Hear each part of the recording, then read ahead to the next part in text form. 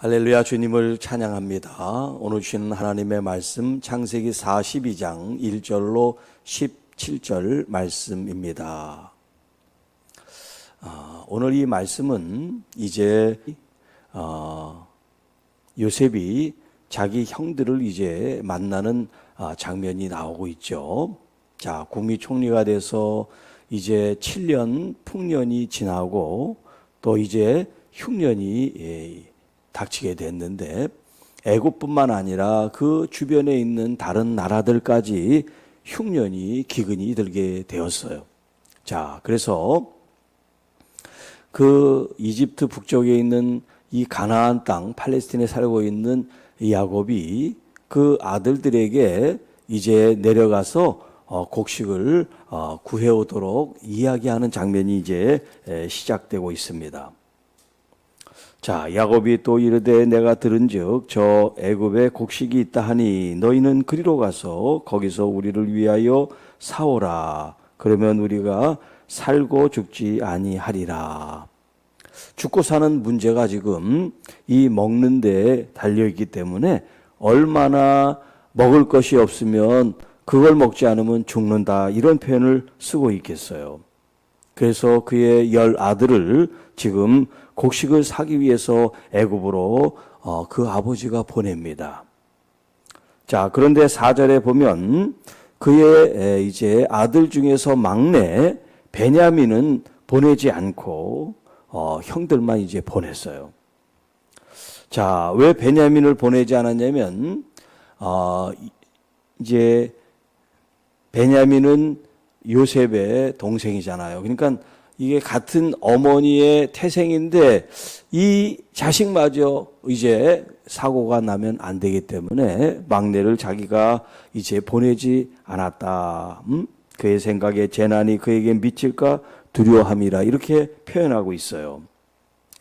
자, 이제 이스라엘의 아들들, 야곱의 아들들이 가나안에서 이제 이 애굽에 도착을 하죠. 우리가 잘 알다시피 그 형제인 요셉이 그 나라의 총리로 있고, 자, 모든 다른 이제 외국에서까지 곡식을 사러 오는데, 사러 오는 사람들이 이 총리 요셉에게 전부 다 엎드려서 절을 하는 거예요. 여기 6절에 보면 요셉의 형들이 와서 그 앞에서 땅에 엎드려 절하매. 자, 여러분, 이 장면이 지금 뭐가 생각납니까? 꿈이 생각나잖아, 꿈이. 형들의 볕단이 나에게 절하더이다. 그런 꿈을 2번이나 꿨잖아요. 그런데 그가 국무총리가 될 뿐만 아니라 지금 형들이 와서 자기에게 절하는 그 장면이 지금 현실로 나타나고 있는 거죠. 자, 요셉이 보니까 형들이에요. 10여 년이 지났지만 그 형들이 늙긴 늙어도 변하지 않는데, 이 형들은 감히 자기 동생이 이 이집트의 총리가 될 줄 상상을 못하기 때문에 알아보지를 못하는 거예요. 자, 그래서 엄한 소리로 너희가 어디서 왔느냐고 묻습니다. 그랬더니 곡식사로 가나안에서 왔습니다. 요셉은 그 형들을 알아보았으나 그들은 요셉을 알지 못했더라. 자, 그리고 요셉이 그들에 대하여 꾼 꿈을 생각하고 그들에게 이르되 너희는 염탐꾼이라. 이 나라의 틈을 엿보러 왔느니라. 사실 그들이 정탐꾼으로 온 게 아니죠. 순수한 마음으로 곡식을 사러 온 거죠. 자, 그런데 계속해서 이 요셉이 정탐꾼이라고 내멉니다. 자, 그래서 이 형제들이 얘기하기를 당신의 종 우리들은 12형제인데 가나안 땅 한 사람의 아들들이라. 그러니까는 자기 아버지 이름을 얘기하지 않고 우리가 다 같은 형제입니다, 지금 이런 얘기를 하죠. 막내 아들은 오늘 아버지와 함께 있고 또 하나는 없어졌습니다. 없어지긴 지금 자기들 발 앞에 지금 있는데, 요셉이 그들에게 이르되 내가 너에게 이르기를 너희는 정탐꾼들이라 한 말이 그것이라. 그리고 너희 진실함을 증명하라. 바로의 생명을 생명으로 맹세하노니 너희 막내 아우가 여기 오지 아니하면 너희가 여기서 나가지 못하리라. 그러니까 정탐꾼이라고 이렇게 얘기하는 건 그 동생을 데려오게끔 지금 하려고 지금 요셉이 수를 쓰고 있는 거예요. 너희 중 하나를 보내어 너희 아우를 데려오게 하고 너희는 같이여 있으라. 내가 너희 말을 시험하여 너희 중에 진실함이 있는지 보리라. 바로의 생명으로 맹세하노니 그리하지 아니면 너희는 과연 정탐꾼이니라. 그리고 그들을 3일 동안 가뒀어요. 자, 요셉은 지금 10여 년 동안 감옥에 갇혔었잖아요. 그런데 형들은 이제 3일을 갇히면서 그 경험을 지금 하고 있는 거예요. 자, 요셉이 말하기를 너희 진실함을 증명하라. 너희 말을 시험하여 너희 중에 진실이 있는지를 보리라 라고 말하고 있습니다. 물론 지금 이 본문에서 이 형제들은 거짓 없이 지금 이야기를 하고 있는 거예요. 무슨 거짓으로 정탐꾼인데 온 것이 아니라 정말 기근이 들어서 먹을 것을 구하러 온 거예요. 자, 그런데 지금 요셉이 이렇게 얘기하는 건 그들을 시험하고 있는 겁니다. 그 막내 아우가 이곳에 올 수 있도록. 그래서 이제 동생을 만나기 위해서 지금 이런 지금 궁리를 하고 있고 이런 지금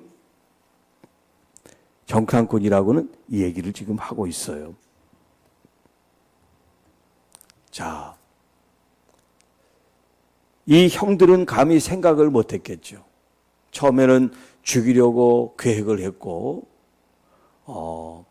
그것을 유다가 형제의 피를 흘리지 말고 우리가 노예로 팔자. 그래서 돈을 받고 그를 노예로 팔아보냈죠.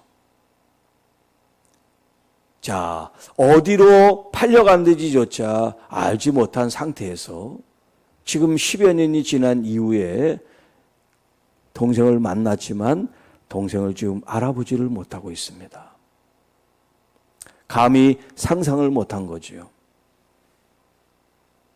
자, 이 형들이 정말 동생을 아끼고 생각했다면 동생이 꿈을 꾸고 얘기하는 것이 고가운 것이 아니라 그래 네가 잘 되면 참 좋겠다.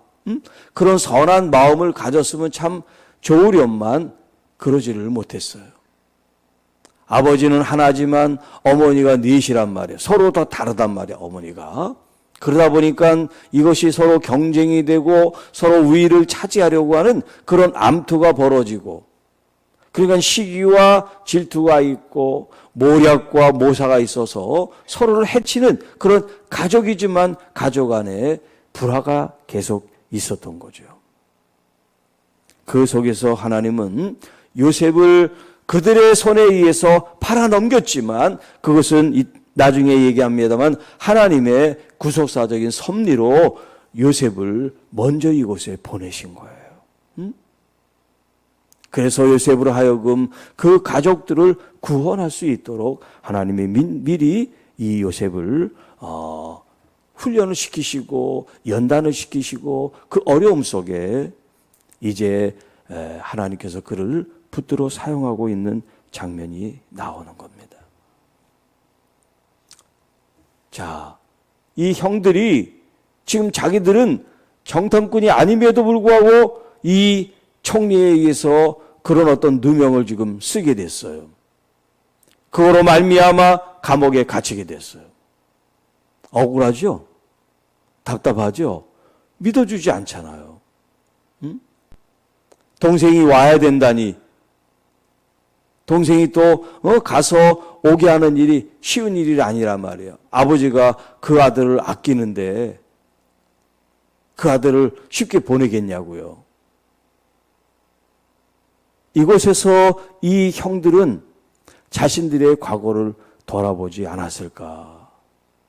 우리가 여기서 이렇게 고통을 당하는 게 과거에 우리 동생을 우리가 그렇게 해코지했기 때문에 이런 일을 겪지 않는가.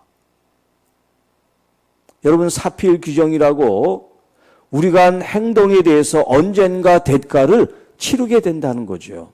그렇기 때문에 우리는 항상 진실하게, 여기 이제 진실이란 이 단어가 에메트라고 하는 히브리 말을 쓰는데, 이 에메트는 우리가 잘 아는 아멘이에요. 아멘. 그것이 이제 동사로 아만인데, 이 아만이라는 이 말은 진실하다, 신실하다. 어제도 이제 믿음이라는 미쁘다, 신실하다는 표현을 썼습니다만, 그 말이 지금 이 진실, 에메트, 아만이라는 단어와 같은 거예요. 자, 항상 우리는 어떤 환경 속에서도 진실을 놓치면 안 돼요. 위기를 모면하기 위해서, 어떤 내 사리사욕을 취하고 욕망을 달성하기 위해서 거짓된 삶을 사는 것이 아니라 진실한 삶을 사는 것. 여러분, 이 형제들은 벌써 진실한 삶에서 벗어났어요. 왜? 동생을 자기들이 팔고서 아버지한테 뭐라 그럽니까?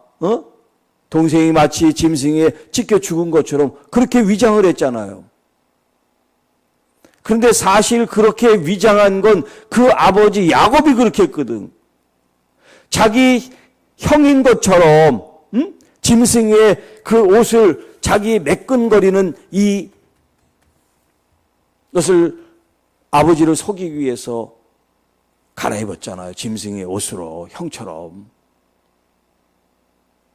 그러니까 이게 계속해서 진실하지 않은 거짓된 삶이, 아버지의 삶이 자식으로 이렇게 지금 대물림되고 있는 걸 보여주고 있어요. 그러니까 여러분, 나 한 사람 내가 진실하지 못한 그것을 내가 생각하면 안 되고, 내 행동이, 이것이 내 자녀들에게까지 이게 영향을 미친다는 걸 우리가 알아야 돼요. 그래서 우리가 그 부모님을 어떤 분인가라고 이렇게 해서 결혼을 시키는 게 그래서 그런 거예요. 부모님들이 어떤 성품과 어떤 삶을 산지가 그 자녀들에게 이게 그대로 영향을 주기 때문에 그렇다는 거예요. 그러니까 한번 매듭을 잘못 우리가 묶으면 그게 풀기가 쉽지 않단 말이에요. 역사는 흐르고 인생은 지금 시간을 지금 앞으로 지금 가고 있으니 다시 되돌릴 수가 없는 거죠.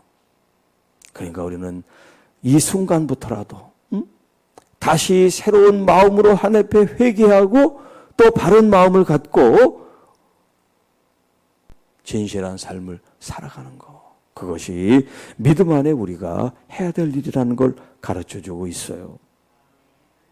자, 여기 지금 요셉이 형들을 이렇게 곤란하게 만들려고, 당신들이 지금 나를 그렇게 죽이려고 했고 또 종으로 팔아넘겼지, 너희들 한번 고통을 당해봐. 그런 전혀 뜻이 없어요. 그런 걸로 지금 이렇게 정탐꾼을 몰고 감옥에 갇히게 한 게 아니에요. 이제 다음 시간에 말씀을 보면 알지만 이 요셉에게는 전혀 악의가 없어요. 원수를 원수로, 눈은 눈으로, 이는 이로 갚혀가는 그런 생각이 없어요. 오직 하나님께서 자기를 여기까지 인도해 주신 것, 그것만으로도 만족하고 감사하고 영광스럽게 생각한다는 것. 여러분도 과거에 어떤 경험을 했든지, 지금 중요한 것은 하나님이 나와 함께 계시고 나를 여기 지금 인도하고 계십니다 하는 거예요. 이미 과거는 흘러가고 지나갔어요. 지나간 걸 계속 붙잡지 말고 오늘 현재에 집중하는 여러분들이 되시기를 바랍니다. 진실한 마음을 가지고 진정성 있는 여러분의 마음과 언어를 가지고 살아갈 때 여러분이 행한 그 작은 것이든 큰 것이든 하나님 앞에서의 그 삶이 이제 빛으로, 아름다운 열매로 주님께 영광을 돌리고 여러분의 삶 속에 주님이 주신 은혜와 복이 넘치게 될 줄로 믿습니다. 우리 주님 앞에 사람에게도 진실할 뿐만 아니라 하나님 앞에서도 눈에 보이지 않기 때문에 안 계신 분이 아니라 그분은 참되시고 진실하시고 신실하신 하나님이시기 때문에 오늘 우리가 하나님을 믿는 자녀로서 하나님께서 보여주신 그 신실하고 진실하시고 변함이 없고 거짓이 없으신 우리 하나님의 그 모습을 담는 여러분들이 되시기를 주님의 이름으로 축복합니다. 주 하나님 아버지 감사합니다. 오늘 주신 이 말씀 속에 우리가 진실한 사람들이 돼서 하나님의 그 진실하심, 신실하심, 참되신 의로우심을 증명해 보이는 삶이 되게 하옵소서. 주님, 우리의 연약함과 병듦과 우리의 아픔을 주님 올려드립니다. 이 시간 머리부터 발끝까지 특별히 어깨 아픈 사랑하는 여정을 주님 만져주시고 또 길 가다가 넘어져 무릎 다친 사랑하는 딸을 붙잡아 주시고 우리 하나님 이 모양 저 모양 쓰러지고 아프고 상처 입은 우리의 영혼들을 우리 주님께서 어루만져 주시사 우리의 모든 고통과 질병으로부터 주님 해방되는 은혜를 이 시간 충만하게 하옵소서.